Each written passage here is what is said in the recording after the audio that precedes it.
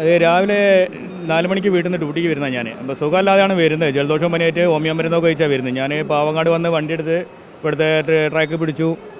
S M ഓഫീസിൽ വന്ന് ഞാൻ അവിടെ ബ്രീത്ത് ആൻഡ് സെല്ലിൽ ഊതിയപ്പോൾ 9 കാണിച്ചു മോൻ്റെ. അപ്പോൾ ആൽക്കോൾ അപ്പോൾ നമ്മൾ മദ്യവെച്ചെന്ന് പറഞ്ഞ് ജോലിയിൽ നിന്ന് പുറത്ത് മാറ്റി നിർത്തി.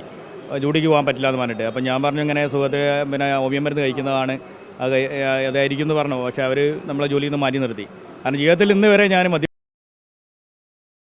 ഞാനങ്ങനെ തുടർന്ന വ്യക്തിയല്ല. പക്ഷെ അങ്ങനെ എന്നെ മദ്യപിച്ചെന്ന് പറഞ്ഞ് ജോലിയിൽ നിന്ന് മാറ്റി നിർത്തിയതാണ്. ഇപ്പോൾ മെഡിക്കൽ എടുക്കാൻ അവരോട് പറഞ്ഞാൽ അവർക്ക് ഊതിക്കുന്ന കടമയുള്ളൂ എന്നാണ് അവർ പറയുന്നത്. അത് ചെയ്യാനായി പറഞ്ഞിട്ടുള്ളൂ എന്ന്.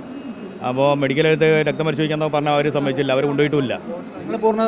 സന്നദ്ധനാണ് രക്തം പരിശോധിക്കുക? ഞാൻ പൂർണ്ണതാണ്. ഞാൻ എൻ്റെ ജന്മത്തെ ഞാൻ വെള്ളടിക്കാത്ത ആൾക്ക് എന്താ എനിക്ക് ധൈര്യമായി പറയാമല്ലോ. പിന്നെ എൻ്റെ കയ്യിലുണ്ട് മരുന്നും കാര്യങ്ങളൊക്കെ എൻ്റെ കയ്യിലുണ്ട്. അതിൻ്റെ സീറ്റുണ്ട്, കാര്യങ്ങളുടെ ഡോക്ടർ ചെയ്ത് തരുന്നത്. ഈ മരുന്നൊക്കെ ഞാൻ കഴിക്കുന്നതാണ്. ഇതൊക്കെ എൻ്റെ കയ്യിലുള്ളതാണ്. ഈ മരുന്നാണ് ഞാൻ കഴിച്ചുകൊണ്ട് 1 മണിക്കൂർ വിട്ട് ഞാൻ ചുമക്കുള്ള മരുന്ന് വെച്ചുകൊണ്ടിട്ടുണ്ട് ഹോമിയോ. അപ്പോൾ ആ മരുന്ന് കുടിച്ചതായിരിക്കാമെന്ന് എനിക്കറിയില്ല. വേറെ എന്താണ് ഊതിയപ്പോൾ 9 പോയിന്റ് കണ്ടു. അവരെന്നെ ജോലിയിൽ നിന്ന് മാറ്റി നിർത്തി. പരാതിയായിട്ട് പോകേണ്ടി വരും. കാരണം എനിക്ക് പിന്നെ ജോലിയിൽ നിന്ന് മാറ്റി നിർത്തിയല്ല, എൻ്റെ ഏറ്റവും വലിയ അഭിമാനിക്കുന്നതിന് സമയമായിട്ട് അപ്പോൾ വന്നത്. മദ്യപിക്കാതെ എന്നെ മദ്യപിച്ച് പറഞ്ഞ ലോകം മുഴുവൻ ഇപ്പോൾ കാണുകയാണ്.